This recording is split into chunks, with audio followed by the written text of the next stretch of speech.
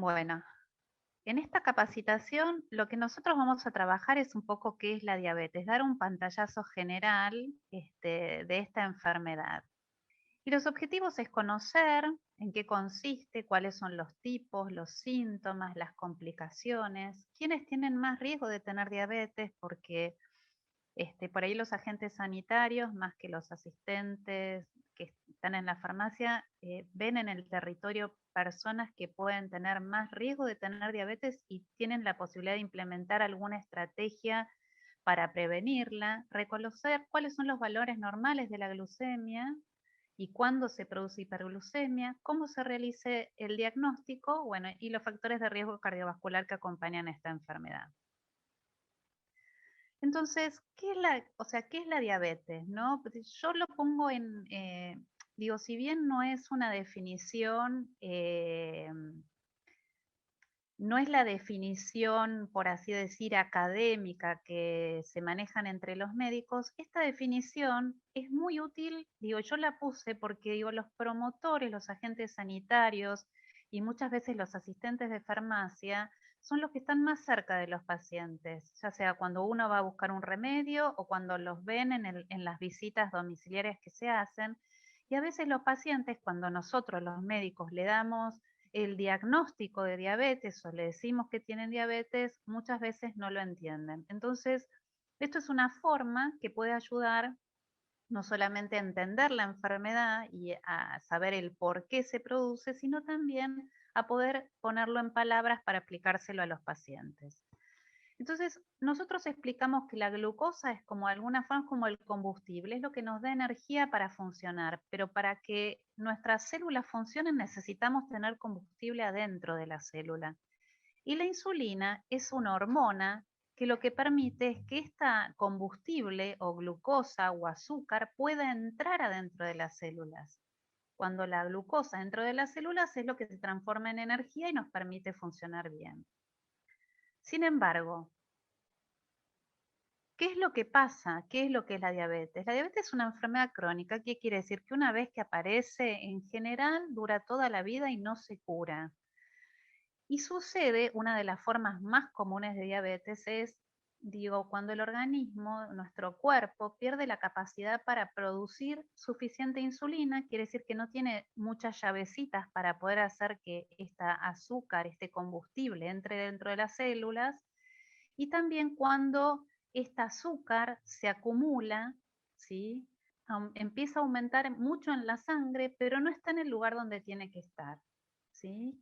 Dos posibilidades, que no tenga suficientes llaves o que las llaves no funcionen bien, no puedan abrir bien la puerta, ¿sí? Entran algunas, entra un poco de azúcar, pero no entra toda.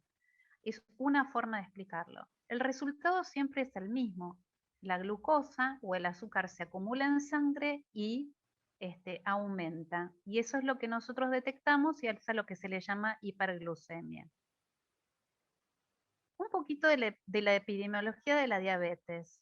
Digo, la Argentina reportó que el 12,7% de su población tiene diabetes. Esto quiere decir que hay 1,2 personas por cada 10 que tienen diabetes, o se puede decir que hay 12 cada 100 que tienen diabetes. Ahora, de las personas que tienen diabetes, la mitad no sabe que tiene la enfermedad. Y eso es un punto muy importante porque cuando llegamos tarde a esta enfermedad se generan en verdad más complicaciones.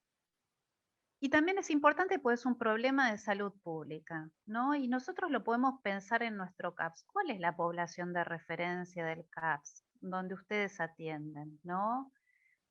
¿Serán 10.000 personas si uno hace una cuenta, no? Si uno tiene 10.000 personas en aquellos centros grandes, mayores de 18 años, y yo sé que la prevalencia en la provincia es del 10,3%, seguramente voy a tener que pensar que más o menos voy a tener que tener más de 1.000 pacientes.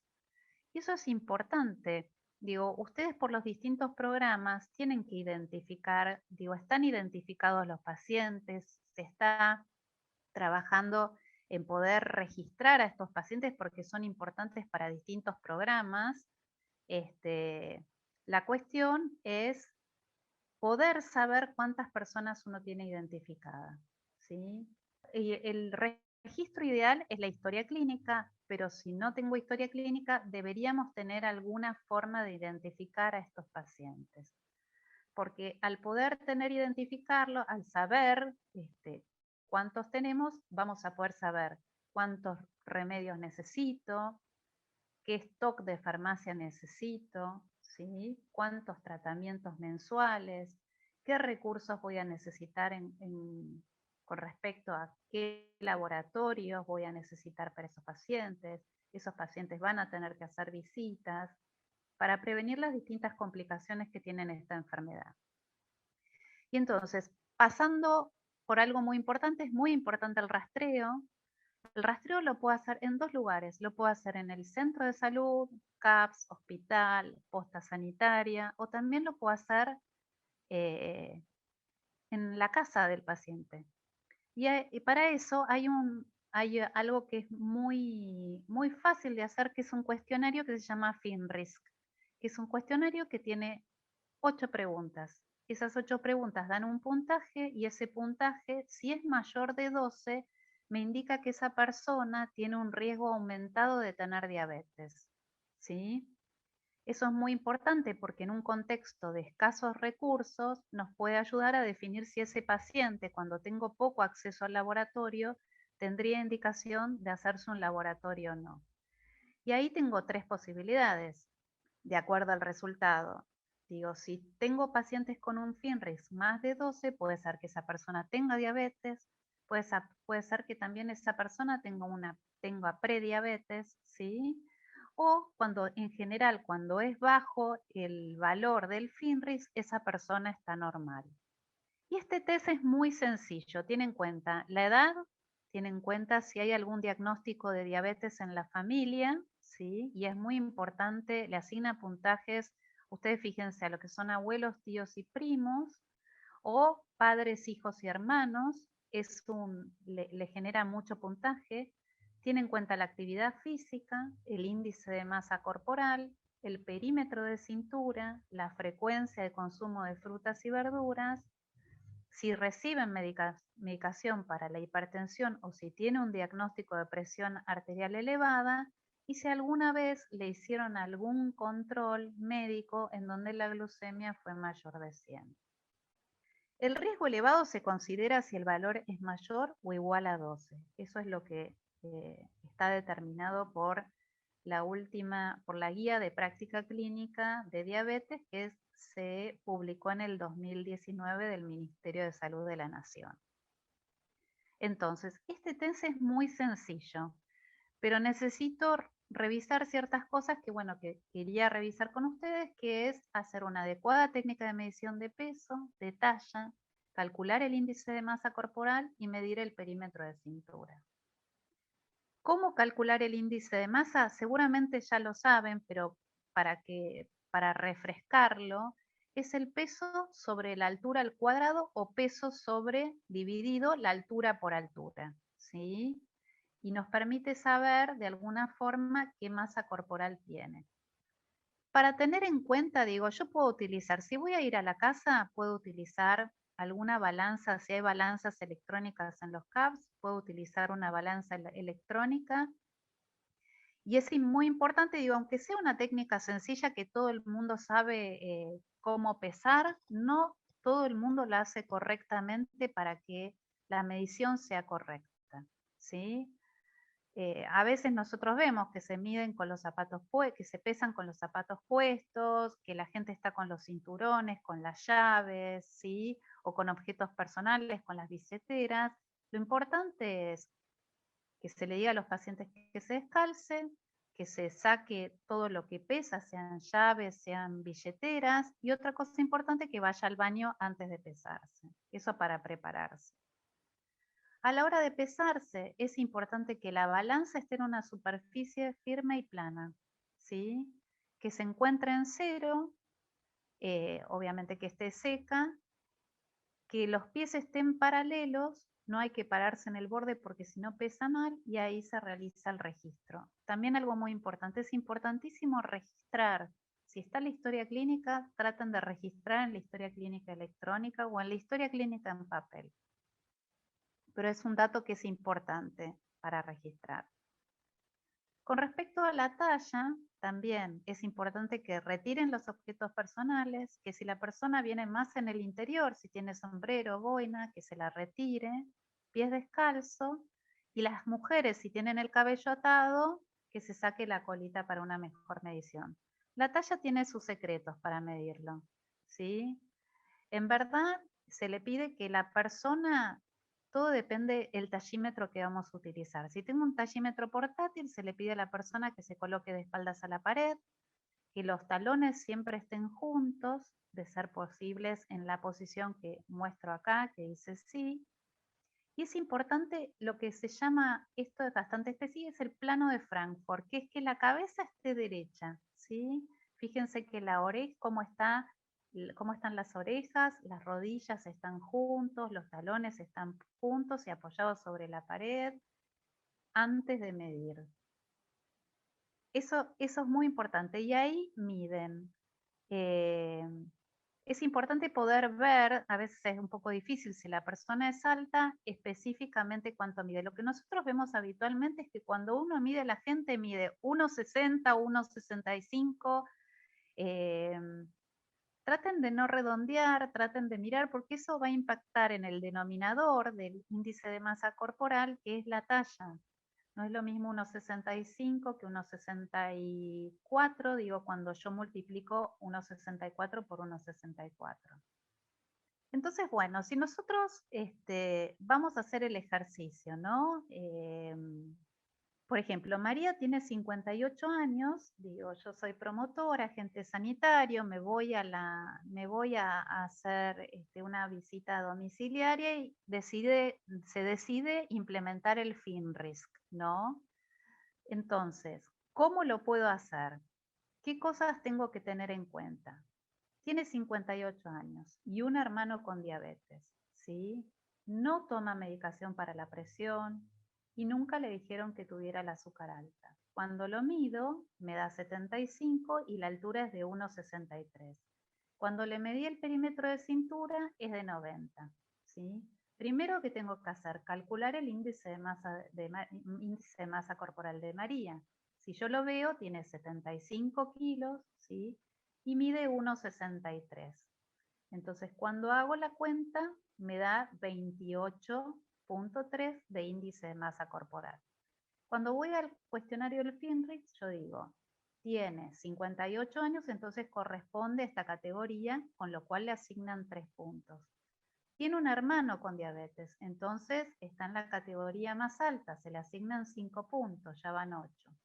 No hace actividad física, tiene un índice corporal entre 25 y 30 porque tiene 28, ya le asigno un punto más, van 11.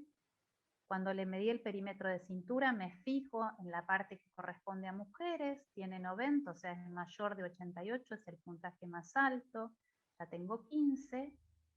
No come frutas y verduras, algo que tengo que preguntarle, no está tomando medicación para la presión arterial, ni tiene hipertensión, y no refiere que le hayan dicho que nunca tuviera azúcar alta. Tiene un puntaje total de 16, lo cual es un valor alto, es un valor de riesgo para esta paciente. ¿Sí? Fíjense, es muy sencillo.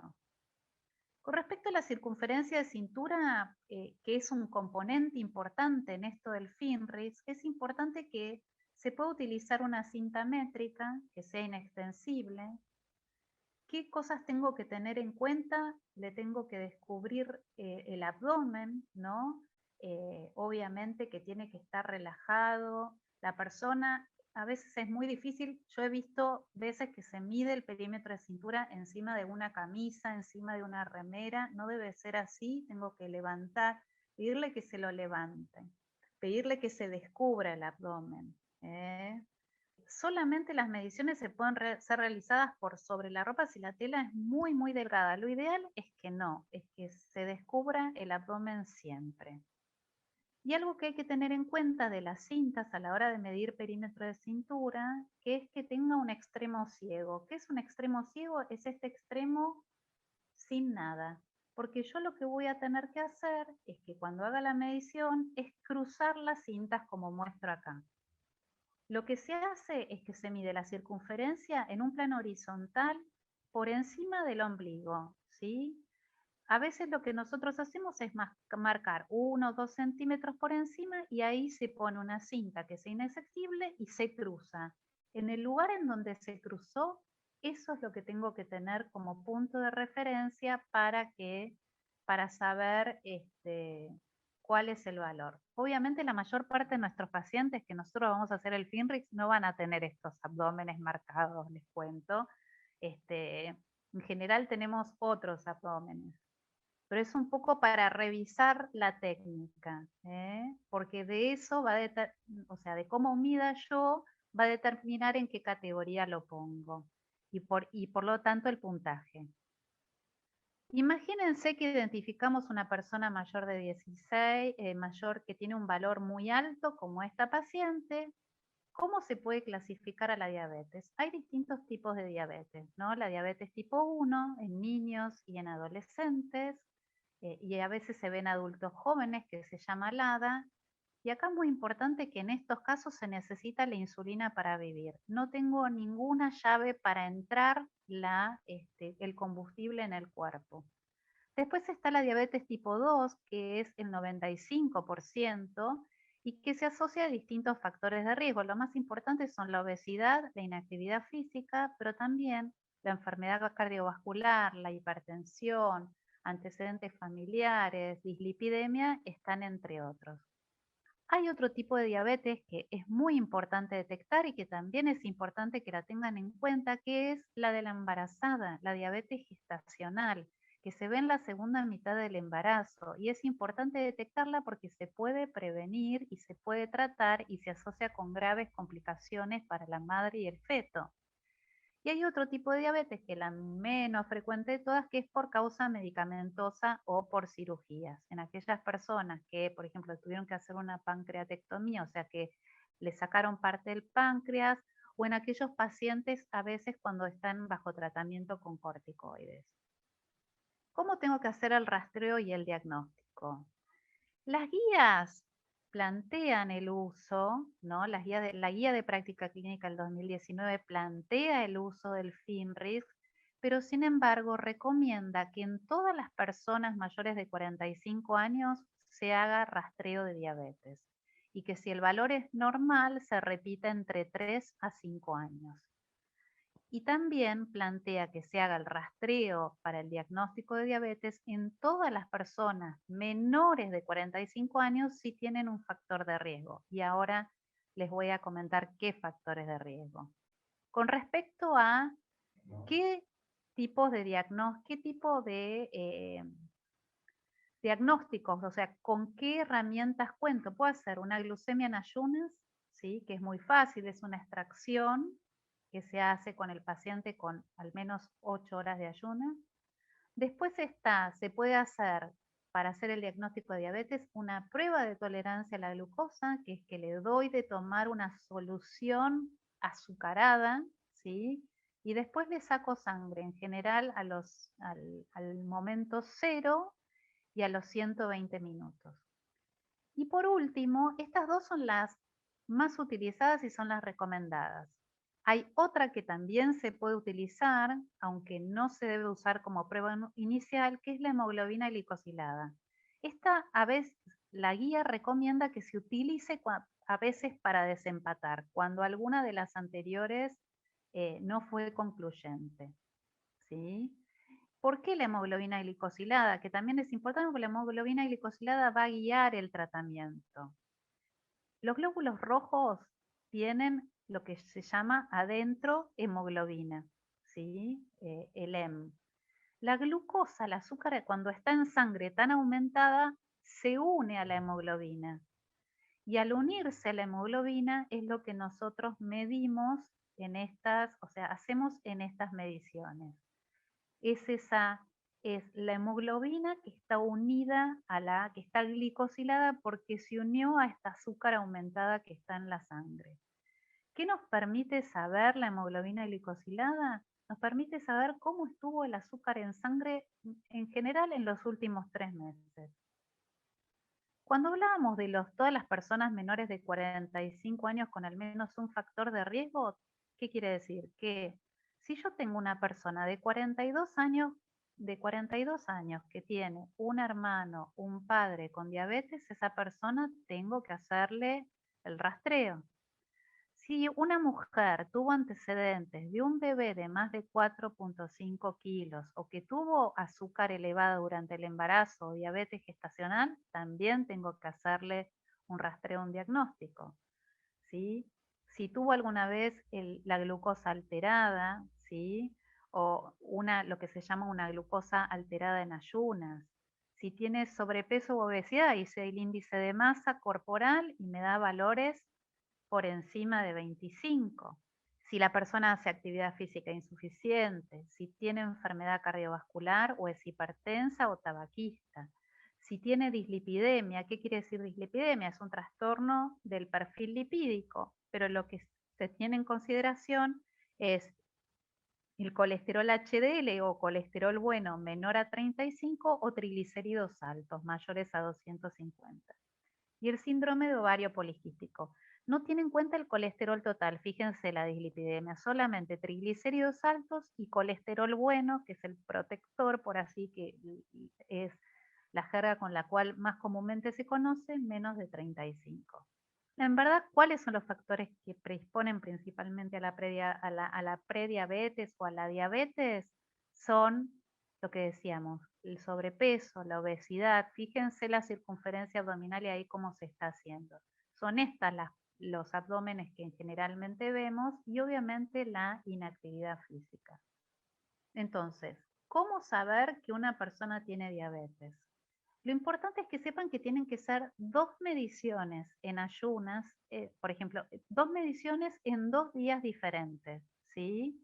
Y entonces, si yo le hice una glucemia en ayunas, tienen que ser 2 mayores o iguales a 126 en 2 días diferentes. Se le hice la prueba de tolerancia a la glucosa, que es esa en donde le damos una solución azucarada, y después nosotros a los 120 minutos o 2 horas le sacamos sangre, tiene que ser mayor o igual a 200. Existe otra situación en donde en estas 3 situaciones que describo a continuación se mide la glucemia, ¿sí? Hay otra situación en la cual si yo detecto que una persona, ¿no?, tiene un valor mayor o igual a 200, pero no está en ayunas, ni le di una solución azucarada, y tiene síntomas de hiperglucemia, que esto significa poliuria, polidipsia y polifagia. ¿Qué es poliuria? Es tener muchas ganas de hacer pis. Polidipsia es tener mucha sed y polifagia es tener mucho hambre. Digo, y se midió esto en cualquier momento del día, esa persona tiene diabetes, ¿sí?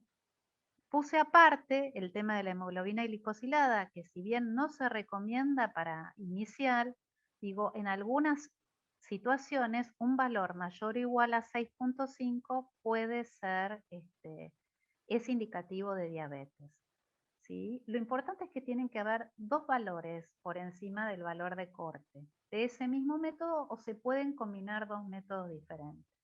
Entonces, ¿cuáles son los consejos? Si tengo un valor normal, y acá también es un punto importante que no es menor, ¿cuál es el valor normal de glucemia? ¿No? Porque está lo que se llama la prediabetes. Un valor normal es si tengo menos de 110 y no tiene ningún factor de riesgo, una persona que no tiene ningún factor de riesgo, si tiene 109, muy bien, lo mando a su casa, repito cada 3 a 5 años. Pero ahora, si esa persona, por ejemplo, tiene hipertensión, yo tengo que tener, para decir que está bien, un valor menor a 100. Si tengo 105 en una persona que tiene hipertensión, esa persona se considera que tiene prediabetes, que es el amarillo del semáforo. Entre 110 y 125 es en los que no tienen factores de riesgo prediabetes y los que si tienen algún factor de riesgo entre 100 y 125, ya puedo decir que esa persona tiene un estadio anterior al de diabetes. ¿Y qué es lo que tengo que hacer? Hincapié en la incorporación de estilos de vida saludable.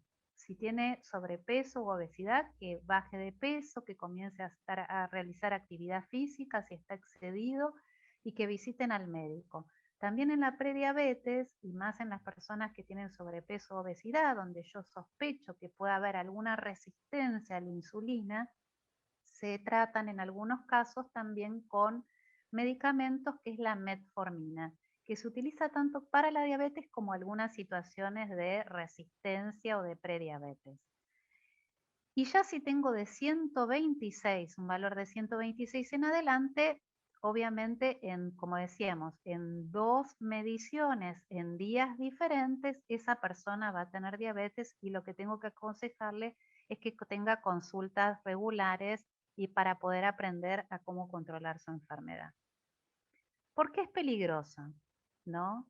¿Cuáles son las complicaciones? Por las complicaciones, tienen complicaciones que se llaman macrovasculares porque afectan a vasos grandes, arterias grandes, y es por eso que son capaces de dar un accidente de cerebrovascular, son capaces de dar infarto, pueden dar angina, pueden generar claudicación intermitente y hasta inclusive gangrena, y también porque afectan a los vasos pequeños. O sea, y es por eso que dan retinopatía, ¿sí? O sea, ceguera, este, pueden afectar a los nervios, puede afectar a los riñones, ¿sí? Y pueden generar, digo, afectando a los nervios, generan neuropatía, retinopatía diabética y distintos síntomas según los órganos que vayan afectando. Pero pueden afectar vejiga, intestino, riñón, por eso es tan complicada. ¿Cuáles son los síntomas que puede dar diabetes? Cuando tenemos hiperglucemia, ¿sí? Cuando los valores de azúcar están muy, muy altos, por encima, por ejemplo, de 180, el azúcar tiene cierto que algo que se llama efecto osmótico. Entonces, atrae mucha agua y nos da ganas de orinar constantemente. Es por eso que después eso se asocia con sed constante. El aumento del apetito, que es esto que se llama, la de sed constante se llama polidipsia, la del deseo frecuente de orinar se llama poliuria, y lo del aumento del apetito se llama polifagia. ¿Por qué pasa esto? Porque el combustible no está en el lugar que tiene que estar, que es adentro de la célula. Entonces se percibe con que le falta energía, que le falta combustible. Algunos sienten cansancio, visión borrosa cuando están en valores muy altos, irritabilidad, calambre y empiezan a bajar de peso a pesar de comer mucho. Entonces, ¿cómo puedo controlar la diabetes? Hay algo que es muy importante, que la diabetes requiere de distintas estrategias. Cumplir con un plan de alimentación que tiene que ser, se basan en planes de alimentación saludables, realizar ejercicios regularmente, tomar medicamentos que indica el médico. Casi todas las personas con diabetes en algún momento van a requerir tratamiento con medicación. Y algo que acá que es muy importante, que es la educación diabetológica, que es poder explicarle a la persona sobre la enfermedad, que ellos puedan entender. Las nuevas guías de práctica clínica han puesto la educación diabetológica como un componente muy importante de esta mesa, es una pata importante y se plantea que por lo menos una persona con reciente diagnóstico debería tener de 10 a 12 horas de educación en el primer año. Y luego del primer año del diagnóstico se plantea de 2 a 4 horas, ¿sí? Pero lo más importante es poder trabajar con el paciente, especialmente ustedes, digo, los agentes sanitarios, la gente que está en la farmacia, porque son las que los ven las caras a los pacientes cuando van a buscar los remedios o cuando los visitan a las casas, poder trabajar con ellos que la diabetes es una enfermedad crónica que dura toda la vida, que no se cura, pero que es posible vivir bien con buena salud y evitando las complicaciones. Y hay algo que también me parece muy importante, que es que el cuidado de la diabetes es un trabajo en equipo. Está el médico, la enfermera, el promotor, la gente que trabaja en el laboratorio, la recepcionista que trabaja la administrativa, que está, dando los turnos, la gente de la farmacia, el director del centro de salud. Requiere de todos y requiere también de un montón de cuidados. Como mínimo uno espera que esa persona, piensen que es una enfermedad crónica donde el paciente tiene que convivir con la enfermedad los 365 días del año. ¿Sí? Que nosotros se espera para que el paciente ande bien, que nos visite al menos, si es un paciente que es fácil controlarlo, al menos 4 veces por año, cosa que a veces es muy difícil. En la primera visita uno espera que el paciente se haga un electro, se controle la presión arterial, se vaya con análisis de laboratorio para medir microalbuminuria, hemoglobina glicosilada, un perfil de colesterol, LDL, que es el colesterol malo que uno, para explicarle, el HDL, triglicéridos, creatininas. Es muy importante que le miremos los pies en cada consulta. Si ustedes lo van a ver, los agentes sanitarios lo van a ver en la casa, también siempre es una oportunidad, desde el momento de verlo en el domicilio, porque está en sandalias, en ojotas, y esa persona, esos pies son pies frágiles. Siempre es una oportunidad para hacer educación, ya sea cuando pasa por la farmacia como cuando lo puedo ver en la casa. Tengo que pesarlo y obviamente siempre registrar, ¿sí? Además, estos pacientes requieren un fondo de ojo por oftalmólogo, ver al odontólogo todos los años, vacunarse contra la gripe y contra el neumococo y ahora también contra el COVID, porque se sabe que los pacientes que tienen diabetes y están mal controlados, con valores de azúcar muy, muy altos en la sangre, parece que este virus se comporta más severamente y tienen cuadros más severos y requieren hospitalización. Y a veces también se complican y terminan en terapia. Entonces es muy importante que en este contexto y en esta pandemia los pacientes con diabetes estén lo mejor controlado posible. ¿Cuáles son las metas terapéuticas? Las metas terapéuticas tienen que ver con el control de la glucemia, como dice, una meta de peso corporal, que es un peso saludable, una meta de presión arterial y manejo de los lípidos, ¿no? Y también de otro factor de riesgo como el tabaquismo. No solamente tenemos que tener en cuenta que lo que tiene que bajar es el azúcar en sangre, sino que tenemos que controlar el resto de los factores de riesgo, ¿sí? Porque se sabe que las personas con diabetes tienen más riesgo de tener eventos cardiovasculares, ya sea infarto o accidentes cerebrovasculares, que las personas que no tienen diabetes. Siempre es una oportunidad que si vemos un paciente diabético que le podamos dar un consejo para que deje de fumar. Sepan que todas las personas entre 40 y 75 años deberían estar en tratamiento con estatinas de acuerdo al riesgo cardiovascular. En toda consulta debería tomarle la presión y ver que esté controlada. La meta de hemoglobina glicosilada que se plantea es menor o igual a 7, igual eso va a depender según las características del paciente. Las glucemias, para que estén bien, deberían estar entre 90 y 130, y para tener un peso saludable tengo que tener un valor de índice de masa corporal por debajo de 25. Yo no sé si tenemos tiempo, yo lo voy a adelantar un poquito. Fui a su consultorio y me dice, mire qué sorpresa le tengo. Y me mostró una caja. Y la miré y le dije, ¿insulina? No. Yo me enojé y ella también.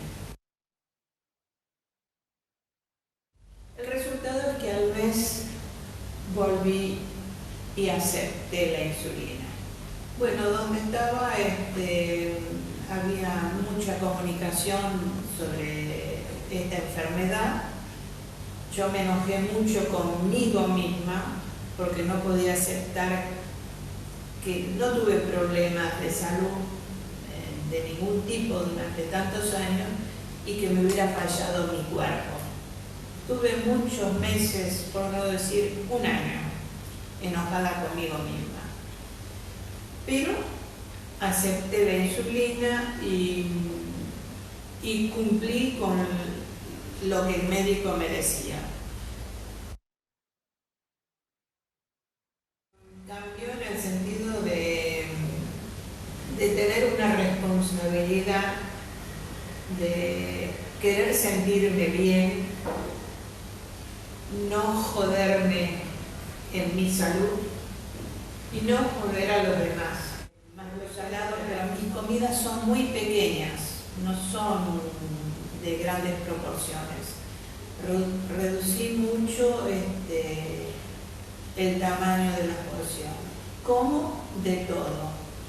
Ciertas cosas, sé que una naranja entera no es lo mismo que un jugo. El jugo hace subir muy rápido la glucemia, mientras que la naranja tarda mucho más.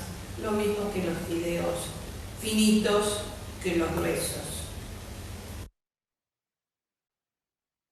Diabetes y sé que tengo que cuidarme. Tengo que seguir las normas que me indican los médicos al respecto. Mi situación, quiero decir de que cuando empecé con la diabetes, mis síntomas no eran lo que son comunes para una diabetes. No tenía sed y no orinaba demasiado. Entonces entiendo de que no todos los físicos son iguales. Para unos se manifiestan de una forma y otros de otra. Bueno, a mí me ayudaron muchísimo. Me enseñaron a clasificar lo que son los valores de las verduras, de las carnes, de las frutas, la comida en sí. Me apoyaron muchísimo y me siguen apoyando en todo. Los médicos me tratan muy bien y a decir verdad hasta me felicitan por el buen comportamiento. He asistido a todas las charlas posibles que se han dado al respecto para interiorizarme de la problemática de la enfermedad, qué es lo que puede pasarnos. Los enfermeros en el manejo de la insulina, pero los médicos conmigo se han comportado muy bien y todos deberían estar informados al respecto. Sé que tengo diabetes, que la voy a tener por vida y que cuidándome como lo estoy haciendo hasta ahora, voy a seguir sintiéndome bien y estar bien. No tengo problemas, todavía trabajo y no tengo ningún problema en caminar, en ir de un lado al otro, porque la diabetes no me influye.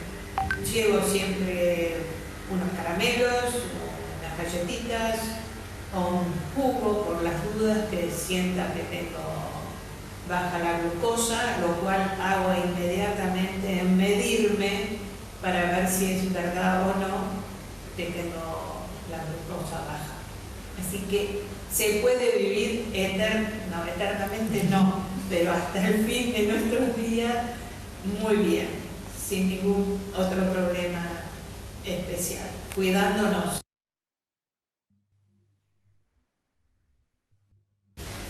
Que aceptemos de entrada que tenemos ese problema y que no lo vamos a poder solucionar nunca, que van a convivir con nosotros hasta el último día de nuestra vida.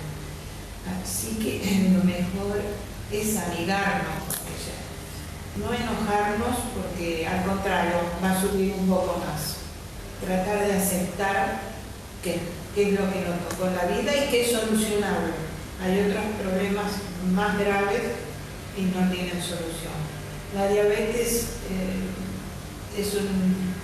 siguiendo un programa bien, se puede mantener y tener muy buena salud.